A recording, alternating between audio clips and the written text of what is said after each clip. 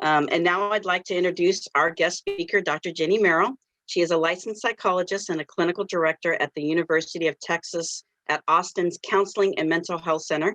Her clinical and research focuses on patients living with chronic illness and the well-being of their caregivers. Dr. Maril's mother is a scleroderma patient, which inspired her to focus on the unique experience of living with scleroderma. Dr. Maril speaks in advocacy at local, regional, and national forums for those whose lives are impacted by chronic illness, and she also provides training to healthcare providers who seek to better assist their patients living with chronic illness. Dr. Maril has worked with the Scleroderma Foundation both locally and nationally, providing important talks to patients and caregivers at local support groups, education days, and national conferences for years, and we are very thankful for her continued support to our scleroderma communities. It's my honor to introduce Dr. Maril, who will be addressing caregiving during challenging times. Take it away, Dr. Maril. Thank you so much, Tina. I appreciate that, and it's so cool to see all of you. And thanks for being here this morning to listen to what I'm going to talk about. Hopefully, you will leave here with some helpful hints about how to do this. I'm going to share my screen so that you're able to see the PowerPoint. Is that visible to everybody? Yeah, great. Good. Okay, so when Tina asked if I could come speak with y'all, got very excited to come and see y'all, and we started talking about what it is like to be a caregiver right now. And certainly we've got this context of COVID. And also, we know that COVID isn't the only stressful thing happening in our world right now, whether that's personally or sociopolitically or any number of things. This is a really interesting time that we're living through. And so having to provide care for somebody else while living within this very unique context we all find ourselves in. Just thought it'd be nice to address some of those things and how we might be able to help. So let's see here if I can figure out how to advance my slide. Perfect.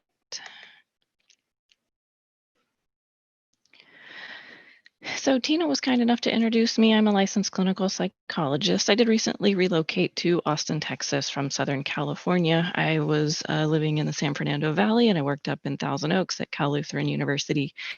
And so I have a very just soft spot and fond memories of being in Southern California, and certainly keeping an eye on how things are going out there and hoping you're all staying as safe as is possible during these times. As Tina mentioned, my mother is a scleroderma patient. She was diagnosed in 1994. Still contending with the illness, but still with us and doing well. And by default, that has made my father a scleroderma caregiver. And so he's been one of those since 1994 as well.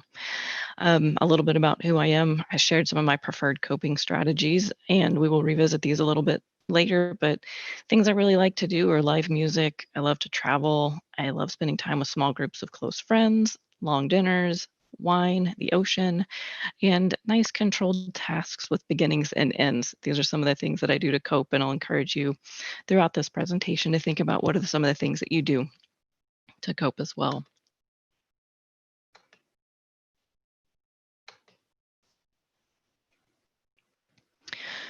Who I am not is Professor McGonagall from Harry Potter, who is a very talented wizard and can solve all the problems there are with the flick of a wand. So I'm going to share a lot of techniques today that I hope you'll find helpful, and trust if there was something that I could tell you to do to make everything be magically better, I would do that in a heartbeat.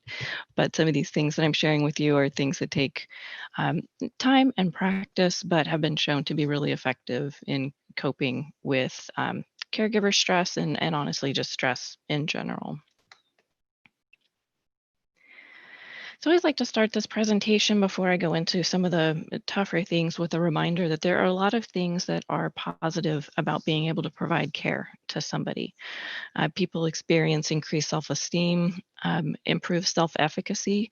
So that's like our confidence and our competence, our ability to feel good about what it is we're doing, be able to do something well. And maybe you can identify with that and thinking about a day that you feel like you just really nailed. That would be an example of self-efficacy and feeling good about that.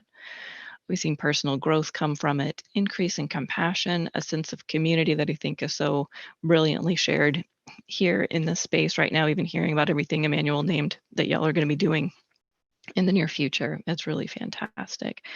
And of course, all the new knowledge that you have gained since becoming a caregiver.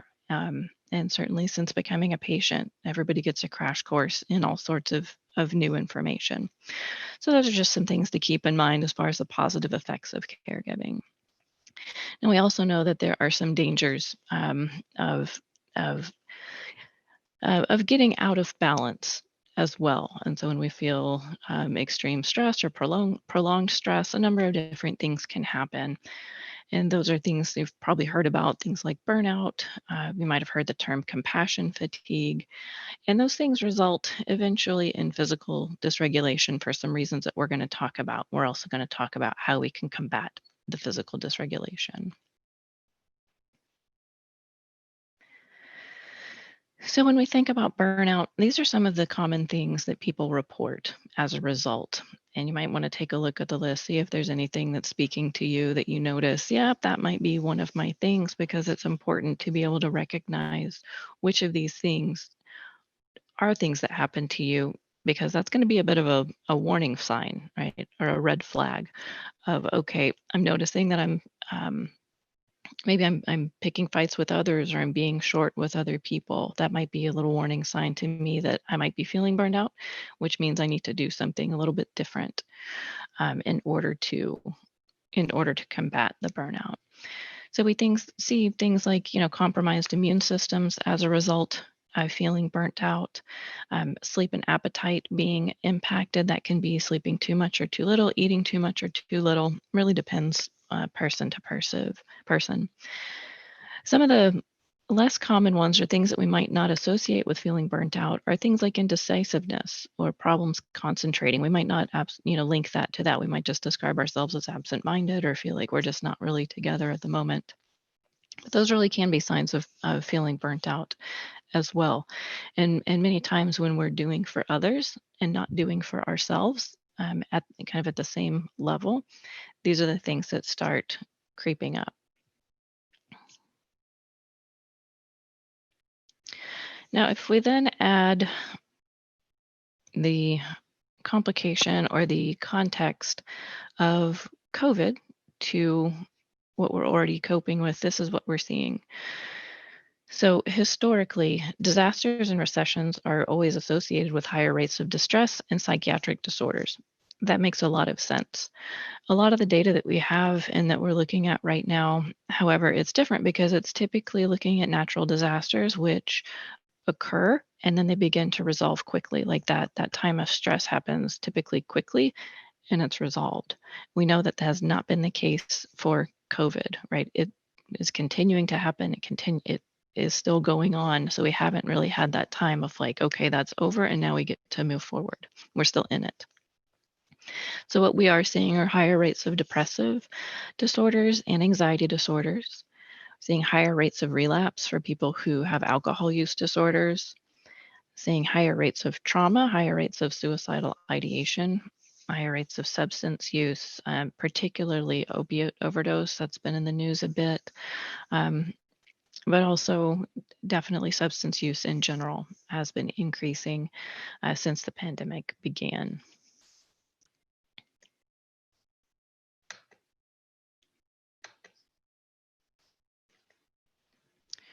So it's important to remember that we don't burn out because we're doing too much. We burn out because we're not taking care of ourselves. So a lot of what I tend to talk about when I'm speaking with patients, caregivers, any humans, is this idea of what we can do so we can take better care of ourselves. There's that saying that I like to think about for caregivers of, you can't pour from an empty cup. If you're not filling your own cup, what are you going to have to give to the person that you're providing care for? So it really is critical that you're looking at yourself and thinking about deliberately how you're taking care of yourself. So you've probably heard this term self-care in a lot of different ways. These are just actions that restore personal balance in our lives. And that can be in any of our domains, whether that's at home, it's at work, it's wherever, and it's all these different ways, whether that's intellectual, physical self care, spiritual self care at work, just within our environment, our emotions, our social interactions, and financial self care too. There are a lot of different pieces. So, again, to start thinking about how you're doing in those different domains when it comes to taking care of yourself. So I wanted to revisit, like I said, my preferred coping strategies and just note what ones are still viable in this COVID context. And if I do that, what I'm looking at are the things that are left available to me are wine and controlled tasks. Everything else is pretty much off the table now. Because of limitations of COVID. So we've all really gotten a crash course this last year in trying to figure out what our coping strategies are going to be because they're not what they used to be. And it's been really hard for people to figure stuff out and be creative. And I know we're all in these different stages of restraint as far as lockdown, where we can go, what's open, what we can do. I know we've got folks here from different states. In Central Texas right now, it looks very different from Southern California as to what one can do. I mean, essentially everything is open and available for the most part, for better and worse. Um, so there is a little bit more flexibility, and so I wanted to recognize this also depends on where you're at. And so, where some folks have gotten into trouble is if we're looking at, okay, my coping strategies that I still have are wine and controlled tasks. Those are the ones I have access to. Am I going to be spending more time with those? And so if I do that, I know there's consequences because really whatever we water is what grows. So if I'm attending to some coping strategies more than others, those are the ones that are going to flourish, right? If I tend to certain parts of my personality more than others, those are the ones that are going to flourish. So if I'm tending towards the negative and I'm spending a lot of time like ruminating about how hard things are, what I wish I could be doing, what I would rather be doing, all these things that so easily come to mind in these times, those are the things I'm going to get really good at thinking about. And it gets harder to think about some of the more positive things that are actually going to be helpful for us. And just to normalize that, I hope everyone here knows that our minds just tend towards the negative, and that's part of just our lizard brain wiring of how we're built for survival. We need to be able to see danger quickly, and so our brain really is trained to pick out the negative in situations. It's not always helpful. We don't really need to do that as much as our ancestors used to, right? We aren't necessarily in constant danger, but it's very easy for our brain to start thinking that, focusing on things that are negative and then preparing for those things. And so, I like to use this example, this picture here. There's a lot to think about here. For many people, you might notice the lawnmower, the overgrown lawn, and then that can get you to this place of to-dos, like, oh my gosh, I need to mow the grass, but you know what? Lawnmower's broken. I need to get gas for it. I need to make sure it's fixed before I can even do that. And, I don't even, this stuff is growing up over the fence. My neighbors are going to get mad at any moment. I really need to be doing this stuff. That's one option. That's probably like where most of our brains go, again, because that's how we're wired. And one of the things we want to try to do is shift focus and see everything that's there, because we can also say like, oh, that's a really beautiful rose, right? That's shown up in this picture. And did we even notice that? And so noticing how much time I invest in thinking about things in a negative way versus a positive way, or just in different ways, really impacts how I'm going to think automatically in the future. And so we're going to talk about how to shift that sort of thinking too. Because when we get in those kind of in that lizard brain again, we don't know if we're seeing this tiny kitten, or we're responding to this tiny kitten as if it is the saber-toothed tiger trying to kill us, right? our reactions can become out of sorts when we're feeling short-tempered, or we're feeling burnt out, or we're feeling like we're not taking care of ourselves enough. So something that typically might just completely roll off your back on a good day might just be a deal breaker and send you, for the day too. And so some of the strategies we're going to talk about is how to regulate that. And so that when we see a kitten, we can know it's a kitten and not think it's the saber-toothed tiger. Okay, so I've kind of talked about these things that are kind of the negative things, or the things we want to be on the lookout for. And so the question is, of course, what can I do about it? And I don't like to spend too much time talking about the stuff that can go wrong without giving you some tools to use to address them. One of the easiest things we can do is to breathe. And I know this might sound completely simple, but sometimes we just don't even think about it.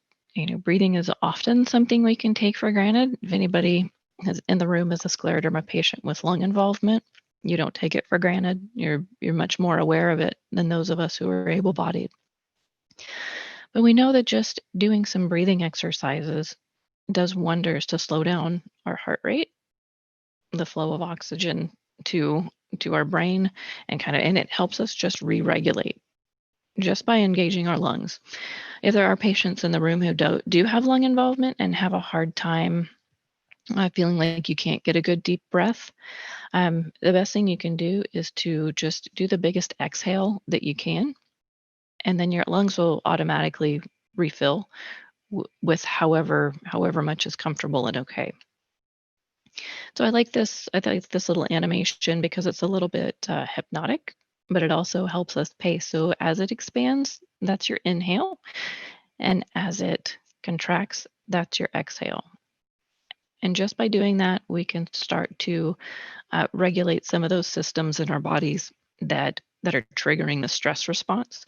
So when we start getting cortisol, adrenaline, those sorts of things activated in our body, by practicing some breathing in tune with this image, actually can help us physiologically re-regulate.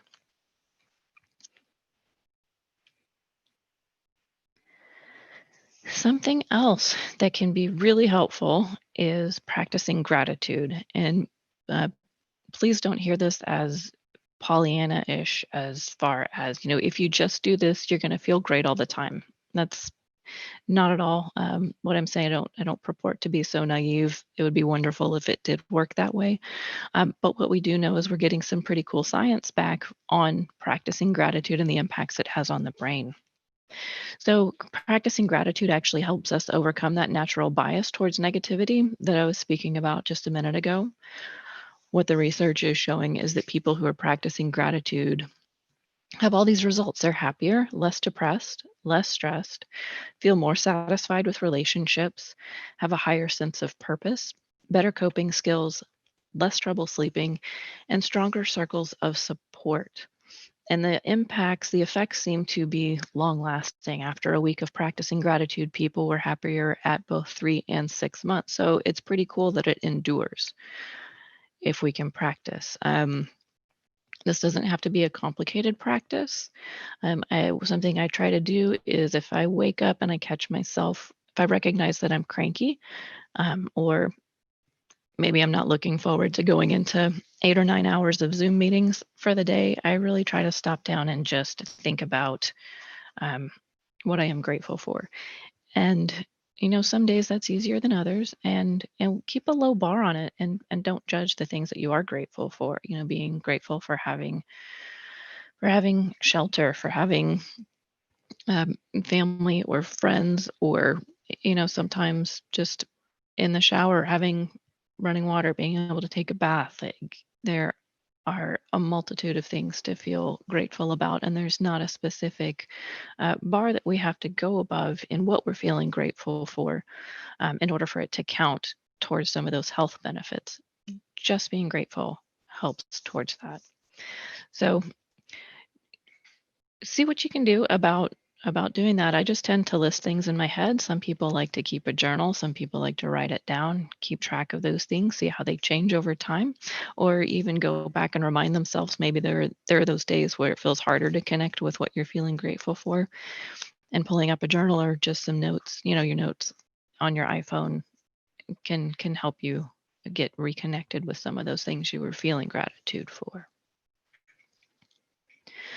If you've ever heard me talk, you have heard me ramble about self-compassion. I think this is mission critical for your well-being as a caregiver. People tend, like I said, towards that negativity bias. We also tend towards being self-critical versus self-compassionate. And so there is a deliberate shift that we can make towards self-compassion away from being self-critical that makes a huge difference in how we're feeling. It also, as we're seeing structural changes in the brain for people who are practicing self-compassion so that these impacts do endure and they're actually changing what's happening in your brain. It's pretty fascinating research if you're ever interested in something like that. So self-compassion is made up of a few different things. Mindfulness, we'll talk about that in detail, self-kindness, and connectedness. So let's start with talking about mindfulness. What is it? You might have heard it, you might practice it, in which case that's fantastic. If you haven't, mindfulness is essentially paying attention on purpose in the present moment, non-judgmentally. Well, that sounds pretty easy, right? You tell me I just have to pay attention and then I'm going to feel better. Well, it's really about working on slowing things down, slowing your mind down, slowing your body down, really trying to be present, focused, and aware of what's going on for you right now. And it can happen anywhere, which is pretty cool. You don't have to go on like a week-long silent meditation retreat in order to learn or practice mindfulness, although you definitely could. I will say that a lot of people that I work with, they have the most trouble with the non-judgmental part of this. And that's just something that we all have to keep practicing on. So again, it's paying attention on purpose in the present moment, non-judgmentally. And what that does, it slows our brain down. It keeps us here in the present. What we know is if we're spending too much time thinking forward, we tend to experience anxiety. If we're spending too much time thinking backward or paying attention backward, that tends to look more like depression. And remember when we said what we water grows, right? So if I'm spending a lot of time worrying about the future, which is easy to do, especially these days, I'm going to get really good at that. And then if I'm looking backwards at things I could have done differently or I wish I would have done, maybe that's bringing up regret, remorse, or just anything related to depression, that's what's getting a lot of our attention. If we can stay present, then we're going to be a little bit better served. And then, of course, to do that non-judgmentally. So we're going to do a practice in a minute, but I also want to talk about the benefits of this. There's a lot of research out there on mindfulness and what it does. We've learned that it helps reduce pain. It increases our ability to cope with chronic pain, decreases symptoms of anxiety, depression, hostility, and the tendency to turn emotional pain into physical pain. It helps us manage stress more effectively, allows us to relax more easily, results in increased energy, it improves self-esteem, and helps us learn to cope more effectively with both short-term and long-term stressful situations. I think what's really cool about this, and actually all the tools that I'm going to share with you today, is that it's free. All these are free. It's just something that you have to integrate into your daily life. So we're going to practice a little bit of mindfulness right now. And this is just a slide that I like to use because it's beautiful. So remember, we're going to just pay attention to what's happening right now in this moment, non-judgmentally. And so some of the things I'll share with you, a little narrative of what's happening in my head. I can look at the flower and really notice that bold yellow center and how beautiful that is, that bright pinkness, the way the yellow turns into pink, the water that's fallen. Maybe that's due, maybe it rained recently, but I'm in Southern California and there's a drought and we really don't get rain, and I worry about fires, and and I can start to spin out. And that's just your brain working. That's just the negativity bias. When that happens, that's just a reminder to come back to the present. So we don't want to get onto ourselves for being like, oh my gosh, why do I always have to go to such a negative place? Why do I have to do that? We don't need to judge it.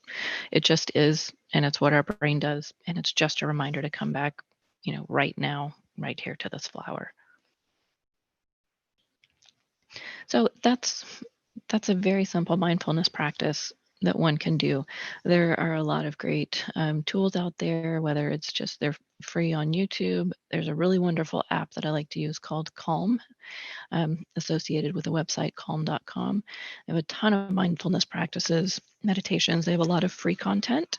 They also have a paid version if you really decide you want to invest in it. Again, there's a lot of benefits to this. And again, these are all things within our control.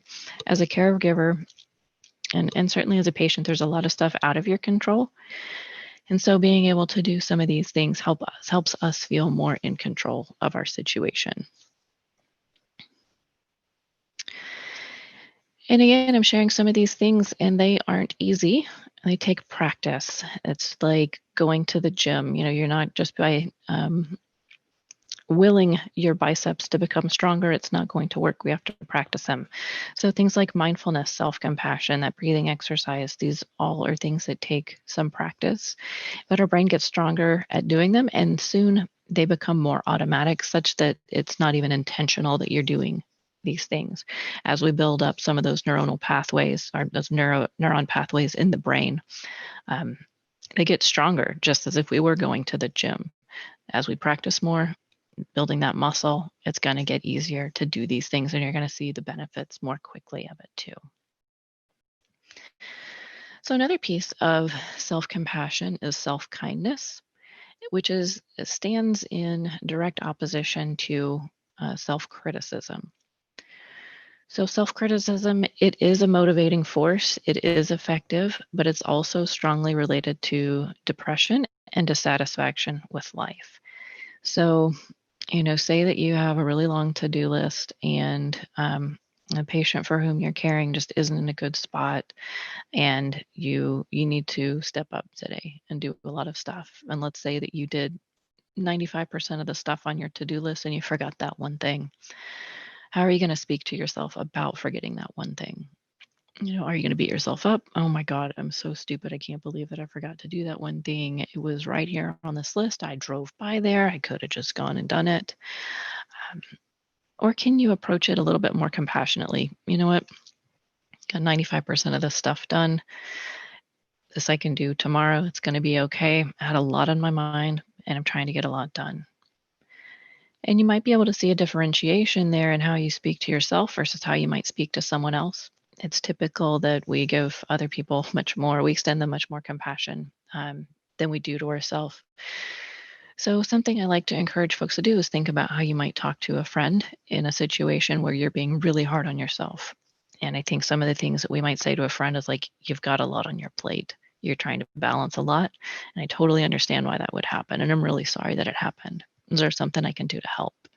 We don't talk to ourselves like that, though. It's usually much less kind. Well, speaking to ourselves kindly isn't just about feeling better. It is about feeling better, but there are some physiological mechanisms behind that, as opposed to releasing things like cortisol, the stress hormone. We see increased oxytocin levels when people are just practicing self-kindness. Oxytocin is responsible for the warm feelings that we tend to get of trust, safety, generosity, connectedness. It also reduces fear, anxiety, and it can counteract the increased blood pressure and cortisol associated with stress. So it's kind of, again, it's this magic thing that's free that doesn't even sound real. Like you're telling me if I can speak to myself kindly, I can make these physiological difference in my body. And the research says, yes, it's pretty cool. And something that's important to do if you find yourself, if this piece is resonating with you, if you are pretty self-critical, is to start thinking about that negative self-talk. And these are some steps to doing that. You can ask yourself, what am I observing and feeling? And check in with yourself. Okay, I'm feeling pretty activated and feeling angry. I don't know why. I shouldn't be. You can start getting into that cycle, but we're going to practice that non-judgment. We don't need to judge it. Just check on how you're feeling without judging it. I feel upset right now. I don't feel good. Okay, what am I in need of? What would be helpful is just, I'm gonna put myself in a little timeout maybe. Maybe I'm gonna go into another room. Maybe I'm gonna make some hot tea. Maybe I need to detach and just go listen to a podcast. Whatever it is, maybe I need to go do that. And do I have a request of myself or someone else? And do I need to ask for someone else's compassion? I'm sorry, I forgot this thing. I'll get it tomorrow. Or do I need to request something of myself right now? So those are some ways that we can practice self-compassion and escape self-criticism. It's hard to do, but it is mission critical to change that critical self-talk. Notice when you're doing it. Try to think about how you'd speak to someone you loved who is struggling with the same thing. And even softening your voice, softening the tone that you're using towards yourself. It's also been shown that just holding your hand over your heart, or even holding yourself like almost like in your own, and hugging yourself, can actually help us calm down too. And try to reframe the observations made by your inner critic in a kinder way. Again, I do not purport this to be easy stuff to do, especially if you've got a few decades of self-critical self-talk, in your history. It's not easy, but it is.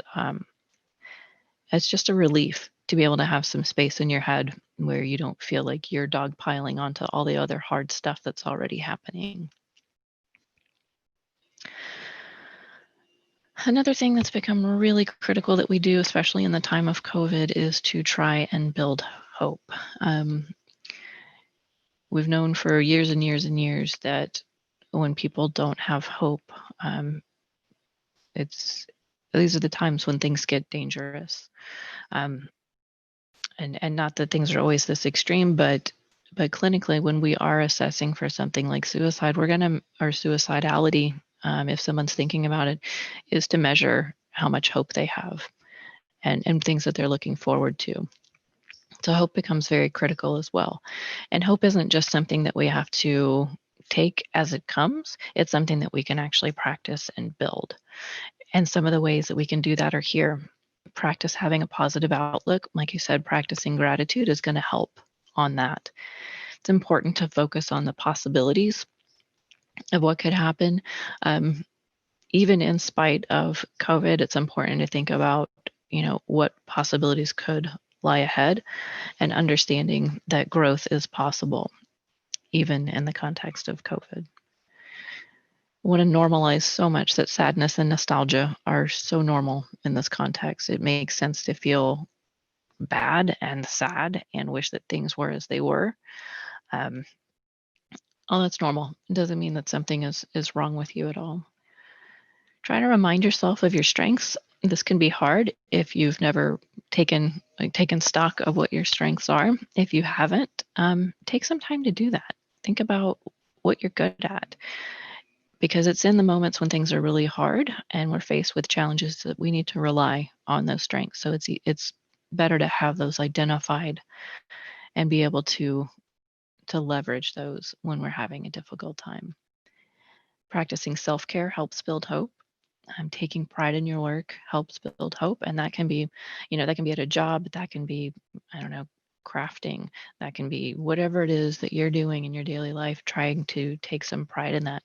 Like if you manage to take a walk, that's awesome. Take pride in that. That's some days, that's great. Some days it's amazing to get out of bed. Again, we don't have to have a really high bar, especially right now. I think it's also really important to remember that the pandemic is temporary. Feels real long, but it isn't forever. I think that things will change on the other side of this, and we certainly won't be unaffected by it, but things won't always be as they are right now. And to keep in mind that hope and hopelessness aren't mutually exclusive. You can actually be feeling them simultaneously, which that sounds contradictory, but definitely possible. We can definitely feel conflicting emotions at the same time as well. And so really just wanting to normalize that what you're experiencing and feeling right now, we don't have a don't have a playbook for this. I would bet most folks in this room have not survived a global pandemic before. We're not supposed to know how to do this well. We're just trying to figure out what are the things that we know work in other spaces and how we make them work now. So with that, I'm going to stop sharing my screen and open it up to any questions you might have. Please feel free to put them in the chat. Please feel free to unmute yourself and ask. Open to questions or just your own experiences, maybe with some of the things that I've spoken about, if it's worked for you, if it hasn't, what you've been doing. I do have one question, and it is, what is the difference between depression and burnout? The symptoms look the same. Oh, yeah, that's a great question. They definitely have a lot of overlap. And so if we're looking clinically at depression, we're going to look at the length of time as well as the severity that the symptoms have been happening, and also how they can be relieved. So in order for someone to meet criteria for depression, it has to, one depressive episode, it lasts about 2 weeks. Burnout can certainly last longer than that, and burnout can certainly lead to depression. And so, I think if someone was concerned that they might be experiencing depression, to try to start integrating some of these things, try to up your self-care and see if that relieves some of the symptoms. It should relieve in the case of either burnout or depression, but it should resolve easier if it were burnout. If you have any concerns that you are feeling depressed, I would really encourage you to connect with a psychologist or a mental health professional, also or your GP, whatever doc you trust, to talk about this with, in order to assess if you think you might be experiencing depression. Thank you once again, Dr. Maril. I hope you know how much we appreciate you, and how much I appreciate when I reached out to you that you didn't hesitate to tell us that you would help us today. So thank you. Always. You're very welcome. It was good to see everybody. Thank you.